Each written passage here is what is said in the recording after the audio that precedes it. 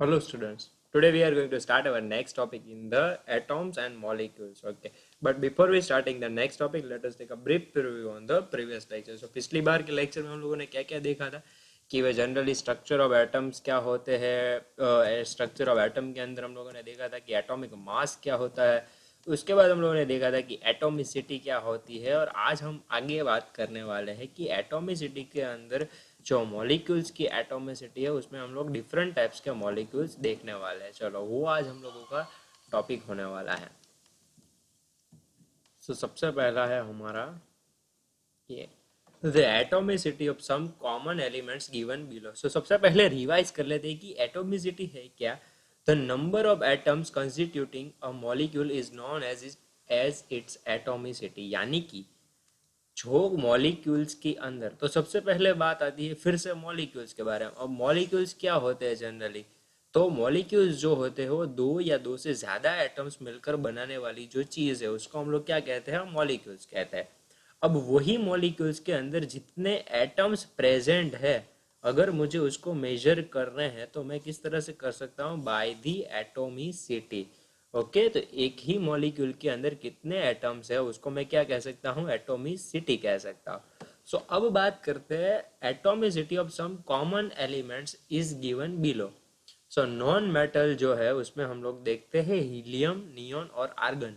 Helium, neon और argon जो है उसकी एटोमिसिटी जो है वो मोनो एटॉमिक है।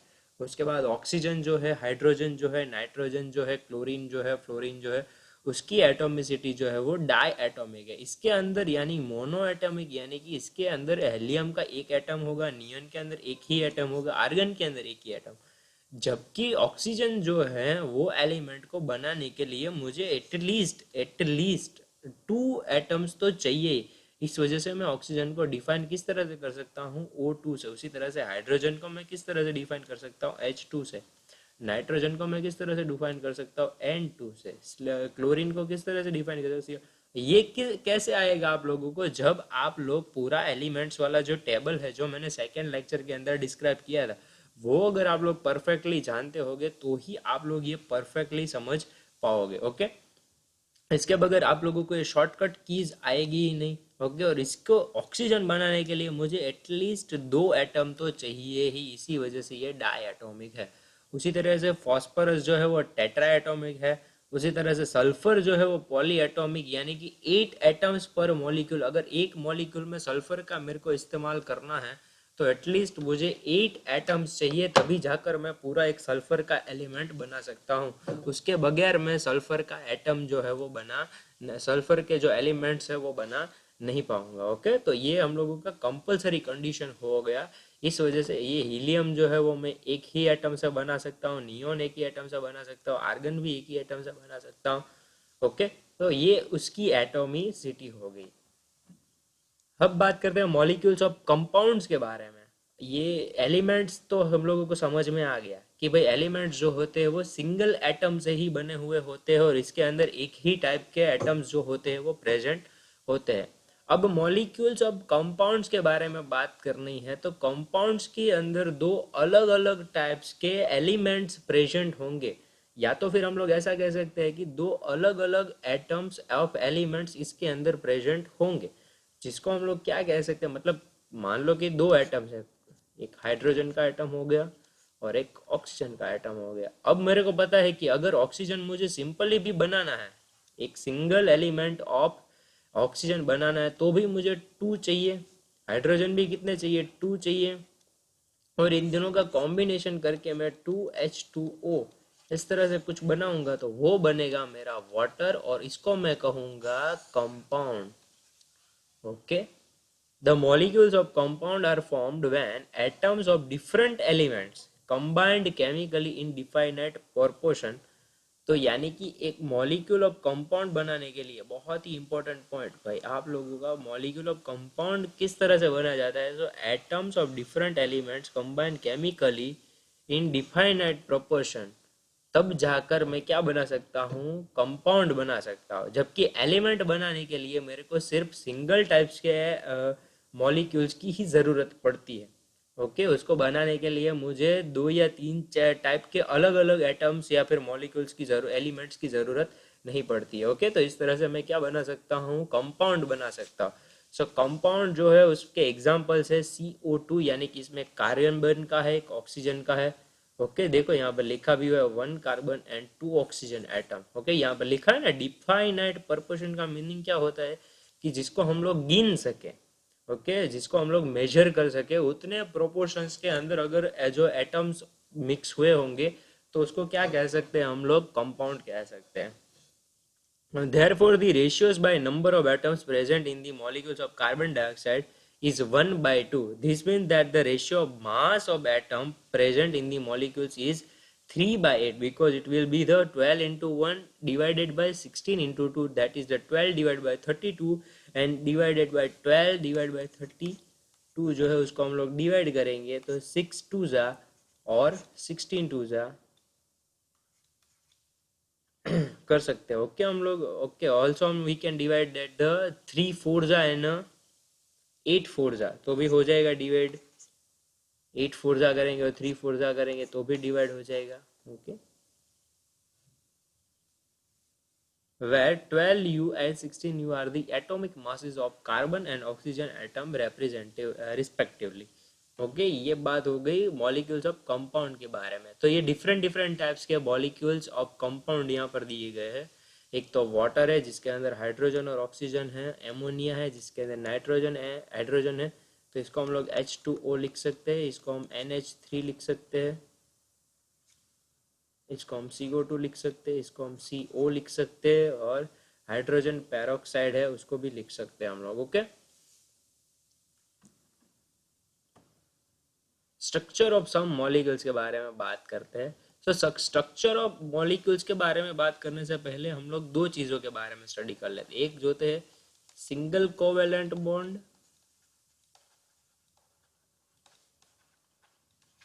एक होते हैं डबल कोवेलेंट बॉन्ड।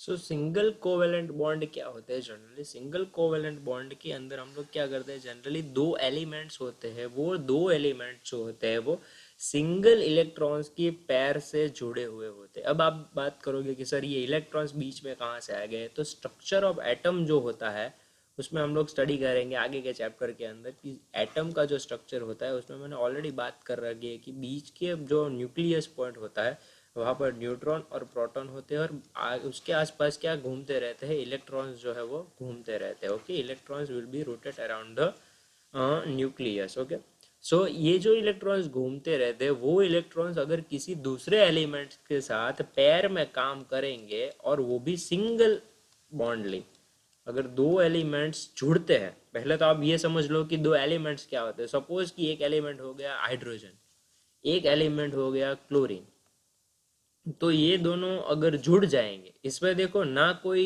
इलेक्ट्रॉन्स ज्यादा है ना कोई कम है, ये भी सिंगल है और ये भी सिंगल है, तो ये दोनों अगर जुड़ जाएंगी यानी कि HCl बनाएंगे, यानी कि हाइड्रोक्लोरिक एसिड बनाएंगे। HCl का फुल फॉर्म होता है हाइड्रोक्लोरिक एसिड। ओके, तो ये जो हाइड्रोक्लोरिक एसिड बनाएंगे, वो हाइड्रोक्लोरिक एसिड जो है वो सिंगल इलेक्ट्रॉन्स की पेयर से जुड़ा हुआ है, इस वजह से इसको हम क्या कह सकते हैं, सिंगल कोवैलेंट बॉन्ड से जुड़े हैं ये लोग। जबकि हम बात करें H2O की, चलो H2O की, तो इस पे आप लोग देख सकते हो कि H के दो एटम्स है और ऑक्सीजन का एक है, यानी कि ऑक्सीजन बीच में होगा और इस साइड भी हाइड्रोजन भाई होंगे और ये साइड भी हाइड्रोजन भाई होंगे। इस तरह से इसका जॉइंट हुआ होगा, इसकी वजह से दो एटम्स एक एटम के एक एलिमेंट्स के साथ जुड़ेंगे, दो एटम्स वाला एलिमेंट एक एटम्स वाले एलिमेंट से जुड़ेगा तो डबल कोवैलेंट बॉन्ड कहलाया जाएगा। ओके, अब आगे देखते हैं, this models represent the linear structure of carbon dioxide. देखो तो कार्बन यहाँ पर है और कार्बन के साथ साथ ऑक्सीजन जुड़े हुए हैं। देखो यहाँ पर ये ऑक्सीजन है, ये ऑक्सीजन है, क्योंकि कार्बन का इक्वेशन क्या है, CO2, तो यहाँ पर ऑक्सीजन है और यहाँ पर भी ऑक्सीजन जो है वो जुड़ा हुआ है। और ये बॉन्ड जो है आप लोगों को जो दिख रहा है उसको क्या बोलते हैं, डबल बॉन्ड, यानी कि ये एक और ये दूसरा। जबकि ये हाइड्रोक्लोरिक एसिड का जो है वो मॉलिक्यूल है, जिसपे आप लोग देख सकते हो कि हाइड्रोजन एक है और क्लोरीन एक, और इसके बीच में बॉन्ड भी एक ही है। इस वजह से इसको क्या कहेंगे, single covalent bond. Okay, nitrogens के मॉलिक्यूल दिए गए इसमें, तो नाइट्रोजन के अंदर तीन हम लोग मॉलिक्यूल्स ले सकते हैं, तो इसको ट्रिपल बॉन्ड भी कह सकते हैं हम लोग। देखो यहाँ पर तीन है। ओके, अब आयंस के बारे में बात करते हैं। So what is the ion? An ion is a charged species in which an atoms or group of a atom possesses a net electric charge. तो एक कोई भी एक एटम होता है जिसके अंदर अभी अभी मैंने बात की ना कि इलेक्ट्रॉन्स प्रेजेंट होते हैं। ओके, अगर वो इलेक्ट्रॉन्स प्रेजेंट होते हैं उसकी वजह से वो जो एलिमेंट हो गया, ओके वो वो जो स्पीसीज है, वो मान लो कि कोई भी एलिमेंट हो गया, वो मान लो कोई भी कंपाउंड हो गया, तो वो जो है वो कोई चार्ज वाला होगा। इसके अंदर या तो पॉजिटिव चार्ज होगा या तो फिर नेगेटिव चार्ज होगा, because of its electron strength. Okay, it is depend on the electron strength. तो कोई भी इलेक्ट्रिक चार्ज जो इसके अंदर प्रेजेंट होगा, उसके ऊपर से हम लोग इसको क्या कह सकते हैं, आयंस कह सकते हैं। तो इसके अंदर दो टाइप के ही तो चार्ज होंगे ना, हो मैक्सिमम एक पॉजिटिव चार्ज आएगा और एक आएगा नेगेटिव चार्ज। एक आएगा नेगेटिव चार्ज। तो दो टाइप्स के तो चार्ज आते हैं, पॉजिटिव और नेगेटिव। सो अगर कोई आयंस के पास, कोई कंपाउंड्स के पास जो है वो पॉजिटिव चार्ज होंगी, तो पॉजिटिवली चार्ज्ड आयन को मैं कहूँगा केशन। क्या कह सकता हूँ मैं? केशन कह सकता हूँ। जबकि मैं नेगेटिवली चार्ज्ड को कह सकता हूँ एनियन। तो ये दो डेफिनेशन हो गई केशन और एनियन के बारे में।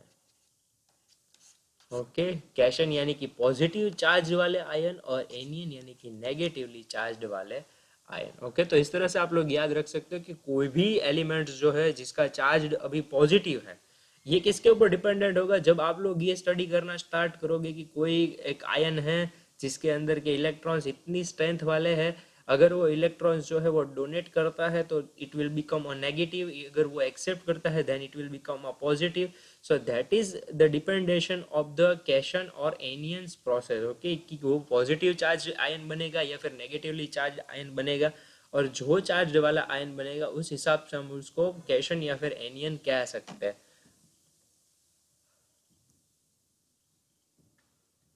ओके, आयोनिक कंपाउंड्स के बारे में बात कर लेते हैं थोड़ी सी, कि भाई आयोनिक कंपाउंड, ये आयोनिक आयंस के बारे में बात थी सिर्फ, अब ये आयोनिक कंपाउंड्स है। So generally compounds in which molecules are formed on the combinations of cation यानी कि positively charge and negatively charge ion are known as the ionic compounds. जो एक मान लो कि एक पॉजिटिव चार्ज वाला मैं आयन ले लूँ और एक मैं नेगेटिवली चार्ज वाला आयन ले लूँ, और उन दोनों को कंबाइन करके जो चीज़ यहाँ पर बनेगी उसको मैं क्या कह सकता हूँ? आयोनिक कंपाउंड कह सकता हूँ। इस तरह से सिंपल है बहुत ही। एक पॉजिटिवली चार्ज वाला आयन लिया, एक नेगेटिवली चार्ज, सिंपली इसको मैं इस तरह से भी लिख सकता हूँ। मान लो कि एक सोडियम का मैंने ले लिया प्लस, क्लोरीन का मैंने ले लिया माइनस, और इसको मैंने ज्वाइंट किया NaCl। तो ये जो NaCl बना है वो क्या है? मेरा आयोनिक कंपाउंड है। जबकि ये जो है वो मेरा एनियन और ये मेरा क्या है? कैशन है, क्योंकि ये देखो पॉजिटिव चार्ज है और यहाँ पर नेगेटिव चार्ज है, इस वजह से।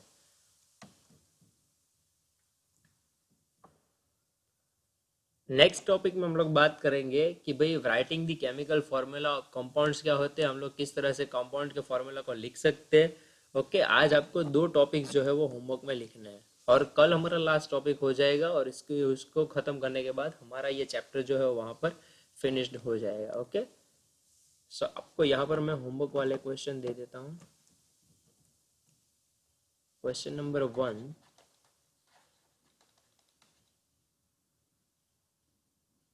what is an molecule of compound? Question number 2, what is ions? Question number 3, what is ionic compound? Okay, so that's it for today. Thank you very much for reading this lecture. If you had any kind of doubt, you can ask me on the comment section, you can ask me on the WhatsApp, or you can ask me on the Instagram also. Till then, bye bye everyone, and take care of yourself.